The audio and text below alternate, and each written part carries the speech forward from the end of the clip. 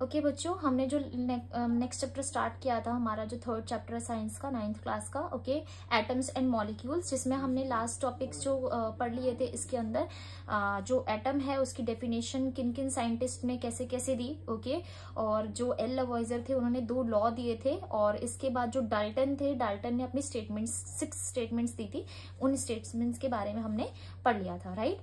अभी जो है इंडियन फिलोसोफर, मतलब हमने जो एटम्स एंड मॉलिक्यूल जो स्टार्टिंग की थी वो किससे की थी, आई मीन जैसे जो एटम का डेफिनेशन जो है वो सबसे पहले किसने दिया था, इंडियन फिलोसोफर थे जिनका नाम था महर्षि कन्नड़। उसके बाद जो है इंडियन फिलोसोफर आए, इंडियन फिलोसोफर जिनका नाम था पकुदा कत्यायमा, उन्होंने डेफिनेशन दी। उसके बाद कौन आए, एंशिएंट ग्रीक फिलोसोफर थे डेमोक्रिटस एंड लुसिपस, उन्होंने एटम की डेफिनेशन थी, ठीक है। एंटोनी एल लवॉइजर जो थे, इन्होंने जो है केमिकल साइंसेस का फाउंडेशन लेड किया था, जिन्होंने 2 लॉ दिए थे।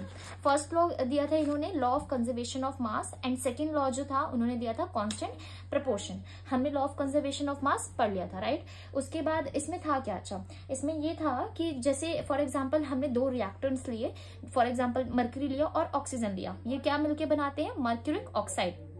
मरकरी में कितना लिया हमने, 93 ग्राम, और ऑक्सीजन कितना लिया, 7 ग्राम, और ये मिलके कितना बनाते हैं, 93 + 7 = 100 ग्राम। तो इसमें यही बताया गया है law of conservation of mass में कि जो टोटल मास ऑफ रिएक्टेंट्स होता है वो टोटल मास ऑफ प्रोडक्ट्स के बराबर होता है, ठीक है। लॉ ऑफ कांस्टेंट प्रोपोर्शन हमने पढ़ा था, जो कि जोसेफ एल प्रॉस्ट ने और एल लवॉइजर ने मिलके ये दिया था, ओके। उसमें क्या होता है प्रोपोर्शन में कि फॉर एग्जांपल कोई मॉलिक्यूल है, मॉलिक्यूल जो होता है वो बनता ही किसी फिक्स्ड प्रोपोर्शन या रेशियो पे बनता है, ठीक है। फॉर एग्जाम्पल जैसे कि हमने लिया H2O, ठीक है। अब H2O जो है इसमें कितना ग्राम वो रहता है, इसमें जो रेशियो रहता है, H का रेशियो रहता है 1 और O का रहता है, यानी ऑक्सीजन का रहता है 8, यानी ये 1:8 के रेशियो में रहते हैं ऑलवेज। तो लॉ ऑफ कांस्टेंट प्रोपोर्शन है। इसमें क्या होगा, ना हाइड्रोजन ज्यादा हो सकता है, ना ऑक्सीजन ज्यादा हो सकता है, और ना ही ये दोनों कम हो सकते हैं, ठीक है। तो ये क्या होता है, एक फिक्स प्रोपोर्शन पे रहते हैं। जैसे कि हमारा ये था अमोनिया, अमोनिया में क्या होता है, नाइट्रोजन और हाइड्रोजन, नाइट्रोजन कितना 14 और हाइड्रोजन कितना 3, तो ये एक फिक्स प्रोपोर्शन है इसका, ओके। अब उसके बाद डाल्टन एटॉमिक थ्योरी पढ़ी थी हमने, राइट। उन्होंने डेफिनेशन तो दे दी थी कि एटम जो होता है वो सबसे छोटा, ऐसा छोटा पार्टिकल होता है जिसको डिवाइड करने के बाद जिसको और नहीं तोड़ा जा सकता, राइट। जैसे कि यहाँ पर लिखा हुआ है, all matter whether an element a compound और mixture is composed of small particles called atoms. इन्होंने बताया कि जितना भी हमारा मैटर बनता है या जो भी पार्टिकल हम देखते हैं, स्मॉल से स्मॉल पार्टिकल या लार्ज से लार्ज पार्टिकल, वो सब किससे बने हुए हैं, वो सब एटम से ही बने हुए हैं, राइट, ठीक है। हमने यहाँ पर स्टेटमेंट्स इनकी पढ़ी थी, इन्होंने 6 स्टेटमेंट दी थी, ठीक है, और जिसमें इन्होंने बताया था कि एटम एक छोटा पार्टिकल है, टाइनी पार्टिकल। सेकेंडली क्या, इंडिविजुअल पार्टिकल, जिसको ना ही क्रिएट किया जा सकता है ना ही डिस्ट्रॉय किया जा सकता है। उसके बाद क्या है, एलिमेंट्स जो होते हैं वो आइडेंटिकल इन मास होते हैं और आइडेंटिकल इन केमिकल प्रॉपर्टीज होते हैं, ठीक है। तो आप ऐसे शॉर्ट करके भी इसे याद कर सकते हो, इंपॉर्टेंट है, ये एग्जाम्स में पूछते हैं। 3 स्टेटमेंट्स दो या 4 स्टेटमेंट्स लिखो, ओके। तो उसके बाद इन्होंने क्या बताया, atoms of different elements have different masses, क्या होता है, डिफरेंट मास होते हैं, identical in mass and identical in chemical properties, different masses and chemical properties, यानी इनका डिफरेंट मास होता है, डिफरेंट केमिकल प्रॉपर्टी होती है। Atoms combined in the ratio of small whole numbers to form compounds. ये क्या होते हैं, जैसे कि ये कंबाइन हो रखे हैं ना, ये कंपाउंड होके क्या बना रहे हैं, कंपाउंड बना रहे हैं, राइट, कंबाइन होके, तो ये रेशियो होता है इनका, तो वही बोल रहे हैं। तो ये जो 4 डेफिनेशन या स्टेटमेंट्स इन्होंने दी है वो law of conservation of mass के बारे में दिया है, जो 2 लास्ट के दिए इन्होंने रेशियो के बारे में, यानी प्रोपोर्शन के बारे में दिया है, ठीक है। और आप यही ऐसे छोटे छोटे पॉइंट्स में याद करोगे तो आपके लिए इजी रहेगा। The relative number and kinds of atoms are constant in a given compound. इसमें क्या रहता है, कांस्टेंट, इसमें क्या रहता है, रेशियो, इसमें क्या डिफरेंट मास, इसमें आइडेंटिकल मास, आइडेंटिकल केमिकल प्रॉपर्टीज। उसके बाद आपका इंडिविजिबल पार्टिकल्स, उसके बाद क्या, टाइनी पार्टिकल्स, ओके। तो ये 6 स्टेटमेंट्स आपको इजिली लर्न हो जाएगी। उसके बाद आज जो हम करने जा रहे हैं वो करने जा रहे हैं कि व्हाट इज एन एटम। हमने इतना तो पढ़ लिया कि एटम के बारे में कैसे बताया, किसने बताया, कौन कौन से साइंटिस्ट आए थे, लेकिन अब हम जानेंगे कि एटम है क्या। तो अगर हम एक एग्जांपल लें, फॉर एग्जांपल हम बिल्डिंग लेते हैं। अब बिल्डिंग में क्या होता है, ब्रिक लगती है, राइट। तो हर एक घर को, हर एक फ्लोर को, हर एक बिल्डिंग को बनाने के लिए ब्रिक लगती है। वो ब्रिक क्या है, आप एक एटम की तरह उसे देख सकते हो, ठीक है। तो atoms are building blocks of all matter. अब हम ये एग्जांपल लेते हैं, ये मार्कर, ओके। अब ये मार्कर क्या है, एक मैटर है, राइट। अब ये मैटर क्या है, ट्रिलियंस ऑफ एटम से ये इसमें हमें एटम मिल जाएंगे। ठीक है, हमारे पास जितने सराउंडिंग्स में हम जो भी मैटर देखते हैं वो सब किससे बने हैं, एटम से ही बने हैं, राइट। तो एटम क्या है, आर बिल्डिंग ब्लॉक्स। तो जैसे बिल्डिंग बनता है ना, उसमें आप ब्रिक देखेंगे, ठीक है, वो ब्रिक क्या है, एक एटम है। According to modern atomic theory, an atom is the smallest particle of element which takes part in the chemical reaction. अगर हम मॉडर्न एटॉमिक थ्योरी के बारे में पढ़ते हैं तो उसमें क्या होता है कि एटम एक ऐसा छोटा पार्टिकल है एलिमेंट का, ठीक है, किसी एलिमेंट का, which takes part in chemical reaction, जो कि किसमें पार्ट लेता है, केमिकल रिएक्शन में पार्ट लेता है। जैसे कि हमने वाटर पढ़ा था H2O, ठीक है, उसमें 2 एलिमेंट्स हैं, हाइड्रोजन है और ऑक्सीजन है, राइट। उसके बाद हमने अमोनिया पढ़ा था, अमोनिया में क्या, नाइट्रोजन और हाइड्रोजन, राइट। तो ये क्या है, एक कंपाउंड क्रिएट कर रहे हैं ना आपस में मिलके। एटम क्या है, एक स्मॉलेस्ट पार्टिकल है, ठीक है, किसी भी एलिमेंट का। एलिमेंट क्या, हाइड्रोजन, हीलियम, लिथियम, ये सारे क्या एलिमेंट्स हैं, हमारे पास टोटल 118 एलिमेंट्स हैं, राइट। अब एटम्स क्या, atoms are very small and which can't be seen even through very powerful microscope. हम जो एटम है इतना छोटा होता है कि हम उसे पावरफुल माइक्रोस्कोप से भी नहीं देख सकते हैं, राइट। एटम समझ गए कि एटम है क्या, तो बेसिकली हमारा एटम यही होता है। अब एटम का जो रेडियस होता है मेजर किया जाता है नैनोमीटर में। किस में मेजर किया जाता है, नैनोमीटर में रेडियस मेजर किया जाता है। जो एटम का रेडियस होता है वो होता है 1 नैनोमीटर। कितना, 1 नैनोमीटर, जो कि बराबर होता है कितने मीटर के बराबर, 1/10⁹ मीटर के बराबर होता है, ठीक है। तो एटम का रेडियस किसके बराबर होता है, 1/10⁹ मीटर के बराबर होता है, या फिर 1 नैनोमीटर के बराबर होता है। और 1 मीटर जो होता है वो कितने के बराबर होता है, कितने नैनोमीटर के बराबर होता है, वो होता है 10⁹ नैनोमीटर। इसीलिए हमारा 1 नैनोमीटर कितने के बराबर, 1/10⁹ मीटर, ठीक है। तो ये यहाँ चला जाएगा डिवाइड में, ओके, 10⁻9 वो नैनोमीटर, ठीक है। तो जो एटम का रेडियस होता है वो कितना होता है, 1 नैनोमीटर। अब देखिए रिलेटिव साइज हम देखेंगे जो कि रेडियस में दिए हुए हैं, राइट। आपकी बुक में ये टेबल बनी हुई है, देखिए। एटम ऑफ हाइड्रोजन, हाइड्रोजन का अगर एटम देखेंगे कि तो कितना होता है इसका radius, 10⁻⁻10। Molecule of water H2O, H2O का रेडियस कितना, 10⁻⁹ ये सब मीटर में है, ठीक है। मॉलिक्यूल ऑफ हीमोग्लोबिन, हीमोग्लोबिन के बारे में सबको पता होगा, 10⁻⁻8। ग्रेन ऑफ सैंड, सैंड मिट्टी का एक छोटा सा टुकड़ा लिया, वो कितना, 10⁻⁻4।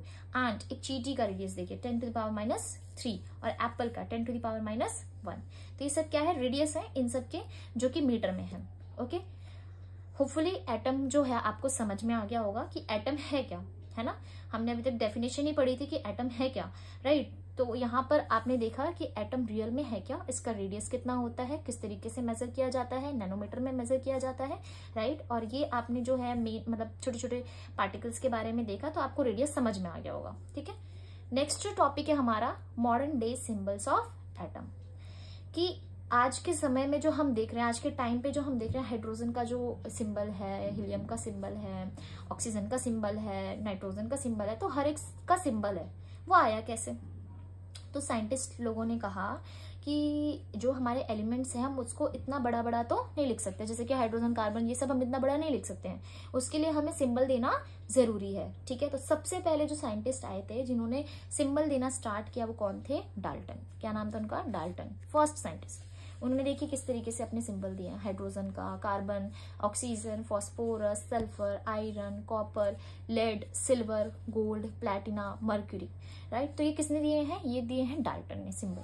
उसके बाद सेकंड जो आए वो आए थे बर्जीलियस। बर्जीलियस ने कहा कि हमें जो है इतना बड़ा हम लिख तो नहीं सकते, ना ही ये ड्राइंग मतलब बना सकते हैं, सिंबल्स बना सकते हैं, ठीक है। तो उन्होंने कहा कि जो फर्स्ट 2 लेटर्स है ना, जैसे कि हाइड्रोजन का H, कार्बन का C, ऑक्सीजन का O, है ना, तो ये सब हम ले सकते हैं, या फर्स्ट लेटर लो या फर्स्ट और सेकंड लेटर ले लो, राइट। तो शुरू में हुआ क्या, इनके नेम्स डिसाइड कैसे हुए कि हाइड्रोजन रखा क्यों, इसका नाम कार्बन ही क्यों रखा, इसका नाम ऑक्सीजन ही क्यों रखा। ये नाम रखा गया या तो उनके जहाँ पे जैसे डिस्कवरी हुई, ठीक है, किसी भी एलिमेंट की डिस्कवरी हुई, वो किसी जगह पे हो गई, ठीक है, तो उस जगह के नाम के ऊपर उसका जो है नाम रख दिया गया। जैसे कि कॉपर की डिस्कवरी कहाँ हुई थी, सिप्रस में, ठीक है। उसका जो बिगिनिंग शुरू में क्या किया कि नेम्स ऑफ एलिमेंट्स कैसे ड्राइव किए, from the name of place, यानी प्लेस के नाम पर रखा गया। जैसे कॉपर का नाम रखा गया, सिप्रस जगह पे मिला था तो उसको कॉपर रख दिया गया। जैसे, और सेकेंडली क्या किया गया, सम स्पेसिफिक कलर्स, ठीक है। और सेकंड जो था कलर्स के ऊपर, जैसे कि गोल्ड, गोल्ड जो है अगर हम इसका इंग्लिश वर्ड मीनिंग देखेंगे तो वो होता है येलो, ठीक है। तो गोल्ड जो हमारा नाम पड़ा है वो किस पे पड़ा है, इंग्लिश वर्ड मीनिंग येलो पे। उसके बाद कौन है, IUPAC, international union of pure and applied chemistry, जो कि एक इंटरनेशनल ऑर्गेनाइजेशन है जो अप्रूव करती है, जो बताती है कि एलिमेंट का नाम क्या होगा, एलिमेंट का सिंबल कैसा होगा, और एलिमेंट जो है उसका यूनिट कितना होगा, ठीक है। तो ये कौन अप्रूव करता है, ये इंटरनेशनल ऑर्गेनाइजेशन IUPAC करती है, ठीक है। आप इसका जो है फुल फॉर्म याद कर लीजिएगा, international union of pure and applied chemistry, ठीक है। तो आप देख रहे हैं यहाँ पर कि सिंबल आया कैसे, सबसे पहले किसने दिया, डाल्टन ने, उसके बाद कौन है, बर्जीलियस, ठीक है। उसके बाद IUPAC है जो कि नाम डिसाइड करती है, उसका सिंबल डिसाइड करती है, उसका मास डिसाइड करती है, ठीक है। अभी आप देखेंगे कि जो IUPAC है ना, वो आपको 2 लेटर्स में देखने को मिलता है, जैसे कि फर्स्ट लेटर आपका क्या रहेगा, कैपिटल रहेगा, और सेकंड लेटर स्मॉल में रहेगा। देखिए एग्जांपल, हाइड्रोजन, या तो आप 1 लेटर ले लो या आप 2 लेटर ले लो, ठीक है। हाइड्रोजन का क्या है, H है सिंबल।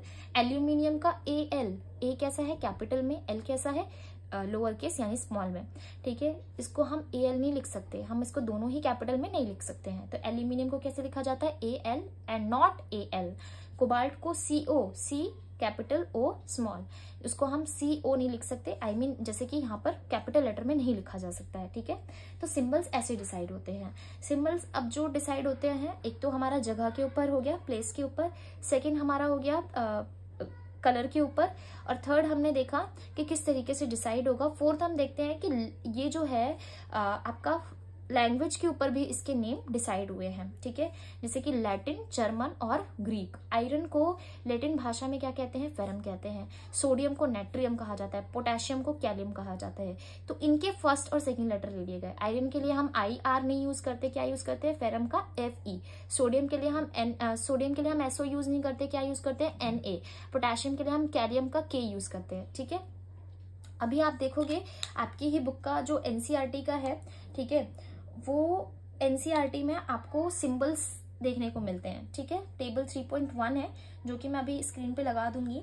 यहाँ पर क्या है, सिंबल्स फॉर सम एलिमेंट्स, जैसे कि आपको सिंबल्स दिए गए हैं, aluminium AL, argon AR, barium BA, boron B, bromine BR, calcium CA, carbon C, chlorine CL। तो आप इस तरीके से देख सकते हैं कि सिंबल कैसे दिए गए हैं, राइट।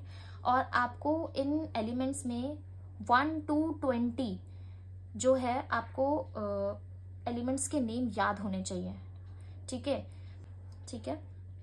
तो मैं आपको इजी ट्रिक बता दूंगी कि इसको याद कैसे करना है, ठीक है। तो यहाँ पर हमने देखा कि आपको जो एलिमेंट्स हैं, ठीक है, एलिमेंट्स जो पीरियोडिक टेबल में हैं उनके सिंबल्स कैसे रखे गए हैं, ठीक है। अभी हम देखेंगे एटॉमिक मास कैसे निकाला जाता है, ठीक है। जो एटॉमिक मास है वो डिसाइड कैसे हुआ, राइट। अब देखिए डाल्टन की एटॉमिक थ्योरी जो हमने पढ़ी थी उसमें क्या पढ़ा था, according to him each element had a characteristic atomic mass. Identical atomic mass पढ़ा था ना हमने, ये रहा identical atomic mass and identical in chemical properties, यानी हर एक एलिमेंट का क्या होता है, मास होता है, ठीक है। और ये क्या बताता है, law of constant proportions define so well. आपको जो एटॉमिक मास है ना उसमें आपको कांस्टेंट प्रोपोर्शन के थ्रू आपको बता दिया गया है। जैसे कि आपका जो हाइड्रोजन है उसमें 1 ही लगता है, H2O में हाइड्रोजन 1 ही लगता है और ऑक्सीजन 8 ही लगता है, ना उससे ज्यादा ना उससे कम लगेगा किसी भी मॉलिक्यूल को बनाने के लिए, ठीक है। अब जैसे ये कंपाउंड है हमारा कार्बन मोनोऑक्साइड, जिसको बोलते हैं CO, कार्बन ऑक्सीजन, ये किससे मिलके बनता है, carbon monoxide carbon plus oxygen से मिलके बनता है। जैसे कि इसमें 3 ग्राम क्या होता है, कार्बन होता है, ऑक्सीजन कितना होता है, 4 ग्राम होता है, राइट। तो इसमें जो हमारा कार्बन मोनोऑक्साइड बनेगा वो 3 ग्राम और 4 ग्राम से ही बनेगा, है ऑक्सीजन का 4 ग्राम और कार्बन का 3 ग्राम, ठीक है। अब इसमें क्या है, carbon combines with 4/3 times its mass of oxygen, ठीक है। अगर हम देखें जो कार्बन है उसका मास जो है, अगर हम 4 ऑक्सीजन ले रहे हैं, 4 ग्राम ऑक्सीजन ले रहे हैं, तो अगर कार्बन का 3 ग्राम नीचे चला जाता है डिवाइड में, तो 4/3 ऑक्सीजन जो है कार्बन का मास होता है, किसमें, कार्बन मोनोऑक्साइड में, ठीक है। अब आपका जो टॉपिक है, नेक्स्ट टॉपिक, वो है एटॉमिक मास यूनिट। इनका यूनिट कैसे डिसाइड किया गया, ठीक है। आपको कुछ नहीं समझना है, जो AMU है वो उसको हम U से डिफाइन करते हैं, यूनिफाइड मास जिसको बोला जाता है, जो किसने दिया है, IUPAC ने ही दिया है, ठीक है। जो हमने देखा था यहाँ पर international union of pure and applied chemistry, जो कि इंटरनेशनल ऑर्गेनाइजेशन है, राइट। उसके बाद देखो यहाँ पर कार्बन का जो एटॉमिक मास है ना, वो कितना होता है, 1.0 U शुरू में, और ऑक्सीजन का जो एटॉमिक मास होता है वो कितना, 1.3 U होता है, जिसको हम 1/16 से भी डिनोट करते हैं। अब पहले जो था, ऑक्सीजन को एक मतलब पॉइंट रखकर ऑक्सीजन के थ्रू ही किसी और का मास निकाला जाता था। जैसे कि अभी हम देखते हैं यहाँ पर 1/16 of the mass of an atom of naturally occurring oxygen at the unit, यानी ऑक्सीजन तो हर एक एलिमेंट में मौजूद है, ठीक है, और आप देखेंगे नेचुरली वो मिल जाता है 1/16 के फॉर्म में। तो सबसे पहले जो है ऑक्सीजन को देखा गया 1/16 के फॉर्म में, और उसको मास जो है एक परफेक्ट मास ले लिया गया, ठीक है। रीजन क्या थे, oxygen reacted with a large number of elements and formed compounds. Oxygen, ये ऐसा हुआ क्यों कि 1/16 ऑक्सीजन ही क्यों लिया गया, कार्बन क्यों नहीं लिया गया? रीजन ये था कि ऑक्सीजन जो है रिएक्ट करता है बहुत बड़े लार्ज नंबर ऑफ एलिमेंट्स पे, यानी हाइड्रोजन के साथ भी मिल सकता है, कार्बन के साथ भी मिल सकता है, हर किसी के साथ वो एलिमेंट के साथ मिल जाता है, ठीक है, और वो क्या बनाता है, एक कंपाउंड बनाता है, ठीक है। सेकंड क्या था रीजन इसका, this atomic mass unit gave masses of most of the elements as whole numbers. इसने क्या किया, बहुत सारे एलिमेंट्स का मास दिया, किसने, ऑक्सीजन ने। इसीलिए ऑक्सीजन को क्या रखा गया, एक पॉइंट रखा गया कि 1/16 ऑक्सीजन लिया जाएगा। बट हुआ क्या कि 1961 में 1961 में यूनिवर्सली एक्सेप्ट कर लिया गया कि एटॉमिक मास जो है, मास यूनिट, वो कार्बन के 12 आइसोटोप पे रखे जाएंगे, जिसको स्टैंडर्ड रेफरेंस मान लिया गया। रेफरेंस तो पहले ऑक्सीजन को माना था स्टैंडर्ड, लेकिन अब किसको मान लिया गया, कार्बन को। कब, 1961 में। अब ये हुआ कैसे डिसाइड, तो ये डिसाइड हुआ, आप फॉर एक एग्जांपल ले, एक ना हम ले लेते हैं वाटरमेलन, ठीक है, उसके हम 12 पीसेस कर देते हैं। 12 पीसेस करने के बाद एक पीस जो है, जैसे कि फॉर एग्जांपल एक शॉपकीपर है, उसने एक वाटरमेलन लिया और सबको इक्वल पीसेस में कट दिया, और वो कितने पीसेस हो गए, 12 पीसेस हो गए, ठीक है। एक पीस जो है उसका लगभग 10 ग्राम का हो रहा था, और कोई उसके पास कस्टमर आया, उसने कहा कि मुझे 10 ग्राम कोई दूसरा फ्रूट दे दो, फॉर एग्जाम्पल एप्पल दे दो, या कोई दूसरा चेरी दे दो, ठीक है। तो वो जो है 10 ग्राम का, अगर वो कह रहा है 10, आई वॉन्ट ओनली 10 ग्राम, ठीक है, तो वो एक पीस रख देगा वाटरमेलन का, और उससे क्या कर देगा, इक्वल कर देगा, राइट। तो देखिए यहाँ पर आपको एग्जाम्पल मिलेगा, वाटरमेलन, उसका क्या किया गया, 12 पीस किए गए, और 1/12 ऑफ वाटरमेलन, यानी कार्बन का ये किया जा रहा है, हम कार्बन का पढ़ रहे हैं, राइट। तो स्टैंडर्ड रेफरेंस हम इस तरीके से समझ रहे हैं। तो how the fruit seller can way the fruits using pieces of watermelon, यानी देखिए यहाँ पर 1 पीस है, और किसी कस्टमर को चाहिए था, मुझे इतना ही चाहिए, मतलब इसके इक्वल, तो उसने जो है बट्टा यूज नहीं किया, क्या यूज किया, उस वाटरमेलन के एक पीस को यूज कर लिया। तो similarly the relative atomic mass of the atom of an element is defined as the average mass of the atom as compared to 1/12 the mass of the carbon 12 atom, यानी carbon को standard reference मान लिया गया, और उसका कितना, 1/12, कितना, 1/12 याद रखना, क्योंकि ऑक्सीजन में 1/16 है, जो कि स्टैंडर्ड रेफरेंस अब नहीं माना जाता है, पहले माना जाता था 1961 से पहले, ठीक है। अब देखिए यहाँ पर जो मास है निकलता कैसे है, मास आप लोग पढ़ेंगे, मास निकलता कैसे है।